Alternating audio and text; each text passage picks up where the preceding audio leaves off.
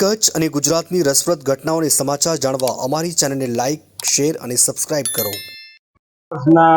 શાસન વહીવટીદારના શાસન બાદ ચૂંટણી આવી રહી છે। સ્વાભાવિક છે કે પેલા 7-8 વર્ષ બાદ ચૂંટણી આવી રહી છે તો સ્વાભાવિક ઉત્સાહ હોય અને આ વખતે 3 પેનલ બની છે કારણ કે અગાઉ બિનહરીફ થયેલી હતી એટલે માધવપુરની પ્રજા પંચાયતની ચૂંટણી ઓછામાં ઓછા 15 વર્ષ બાદ જોઈ રહી છે।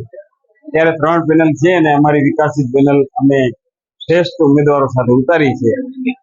અમારા ત્યાં 18 વર્ણના ઉમેદવારો શ્રેષ્ઠ ઉમેદવારો સ્વચ્છ પ્રતિભા ધરાવતા ઉમેદવારોને પસંદ કર્યા છે અને અમારા સરપંચ પદના ઉમેદવાર વાલજીભાઈ કાંજી આહિર 3 વખતથી પંચાયતમાં સભ્ય છે અને બધી જ જ્ઞાતિ સાથે સમરસતાથી રહે છે, એના વતની છે એટલા માટે મેં એની પસંદગી કરી છે અને લોકપ્રિય ઉમેદવાર માધાપરનો વિકાસ ખૂબ જ થયો છે।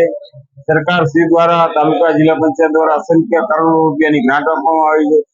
અમે અમારા માધાપરને ગામ માનતા જ નથી। ગુજરાતનું એક જ એવું ગામ હશે કે તેમાં 3 પંચાયત છે, ખરેખર આ શહેર છે અને અમારી હરીફાઈ શહેર સાથે છે। સ્વાભાવિક છે કે શહેરમાં જે સુવિધાઓ છે એવી જ સુવિધાઓ અત્યારે માધાપરમાં છે અને એને સુવિધાઓને વિશેષ બનાવવા માટે અમારા પ્રયત્નો રહેશે। સ્પષ્ટ માની છે કે હંમેશા લડાઈ હોય છે, બળુકાઓની જ લડાઈ હોય છે એટલે સ્વાભાવિક વિચારધારાની લડાઈ છે, અમારે ત્યાં વિકાસની લડાઈ છે। વર્ષોથી આ ચૂંટણી થતી આવી છે ત્યારે અમારા ભાઈચારાથી જનરલી લડતા હોય છે પણ વાત વિચારધારાની અને કામની પદ્ધતિની છે।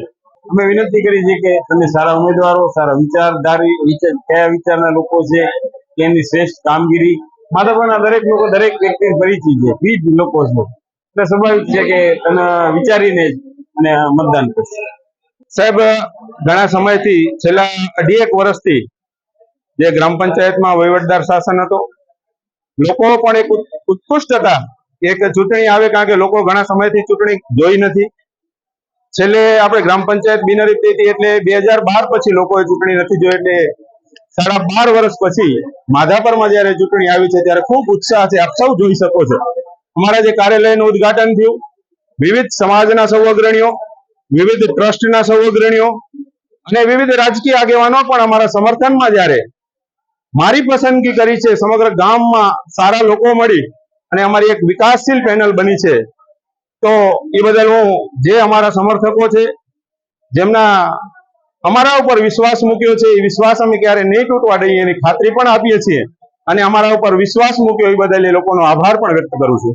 જે બિલકુલ લાંબો ગાળોથી એક ચક્રીય શાસન ચાલી રહ્યું છે ત્યારે લોકો પરિવર્તન ઈચ્છી રહ્યા છે, લોકો પરિવર્તન ઝંખે છે।